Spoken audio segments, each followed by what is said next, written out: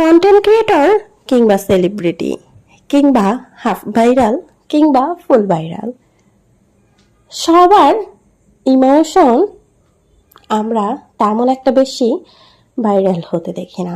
তবে তাদের নেগেটিভ যে কমেন্টস রয়েছে কিংবা নেগেটিভ কথাবার্তা রয়েছে, একজনের বিরুদ্ধে আরেকজনের কথা খুব তীব্র থেকেও তীব্রভাবে আঘাত করে ফেলে, সেটা আমরা খুবই দেখি।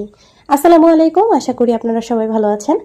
তো আজকের ভিডিওটি আসলে মূলত হচ্ছে মানুষ কিভাবে তাদের ইমোশনগুলো এত সুন্দরভাবে লুকিয়ে রাখে আমি জানি না। আমার নর্মালি হচ্ছে আমাদের কাছের বা প্রিয় মানুষদের সাথে হালকা কথা কাটাকাটি হলে আমাদের কতটা ক্লান্ত মনে হয়, ইমোশনাল হয়ে যাই, কান্না চলে আসে এবং ফোন ধরতে একেবারেই ভালো লাগে না, কোনো কিছু করতেই ভালো লাগে না। আর সেখানে দেখেন আমাদের আখি আপু, যাকে আমরা 203-এর ঘরে ছিল আমরা দেখতে পেয়েছি, হঠাৎ সবকিছু এলোমেলো হওয়ার পরে সে দিব্যি তার আইডিতে সুন্দরভাবে নিউ একটা আইডি খুলে সে সুন্দর সুন্দর কিছু ভিডিও করতেছে, পোস্ট করতেছে।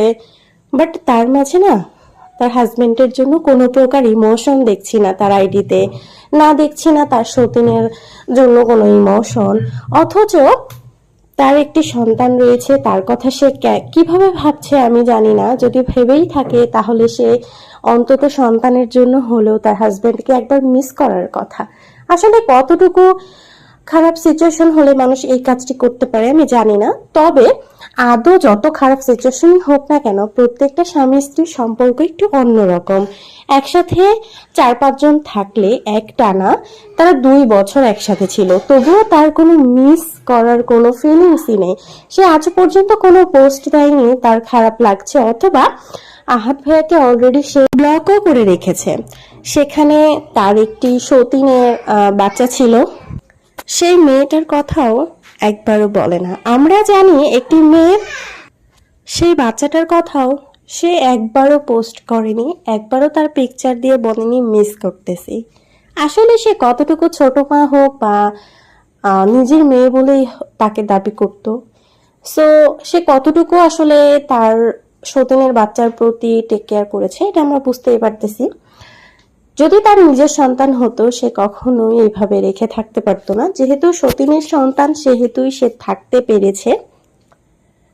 বাচ্চাদের সাথে তো আসলে কোনো রাগ নেই, বাচ্চারা তো আসলে কোনো দোষ করে না। বাচ্চারা আসলে একটি আবেগের জায়গা, মায়ার জায়গা, ভালোবাসার জায়গা। বাচ্চাটার জন্য হলেও অন্তত তার ফিলিংস কাজ করার কথা। যেখানে সে 2টা বছর ছিল সবার সাথে, সেখানে তার একটু হলেও খারাপ লাগার কথা। সে দিব্যি আছে, লাইভ করছে, সুন্দর সুন্দর পোস্ট করে যাচ্ছে, নিজের পায়ে দাঁড়ানোর চেষ্টা করতেছে, যা সে আগে পারেনি এখন সে করতেছে। এটার জন্য তার প্রতি অনেক অনেক শুভকামনা, সে একটি ভালো কাজ করতেছে। তবে আমাদের তিশা আপু যদি অভিনয় করে থাকে, আপনাদের অনেকেরই কমেন্টস যে তিশা আপু অভিনয় করছে, আমি সেই ব্যক্তিগতভাবে কিছুই বলবো না। যদি তিশা আপু অভিনয় করে থাকে তবুও সে ভালো একটি কাজ করছে, কারণ সে অন্তত বাচ্চা ছেলেটার কথা চিন্তা করে তাকে দেখতে গেছে। যেহেতু সেটি তার সতীনের সন্তান, তবুও সে কিন্তু তার প্রতি মায়া করে তাকে অন্তত দেখে আসছে বা তাকে মিস করে। এগুলা অ্যাটলিস্ট আমাদের পাবলিক প্লেসে এসে বলে, যা তিশা আপু আমাদেরকে প্রতিনিয়ত বলে আসতেছে। তো আপনারা যারা ভাবেন যে হুট করে একটা সংসার হোক, সম্পর্ক হোক, ডিসকানেক্ট হয়ে আপনি নিজের পায়ে দাঁড়াবেন, আসলেই ততটা সহজ না।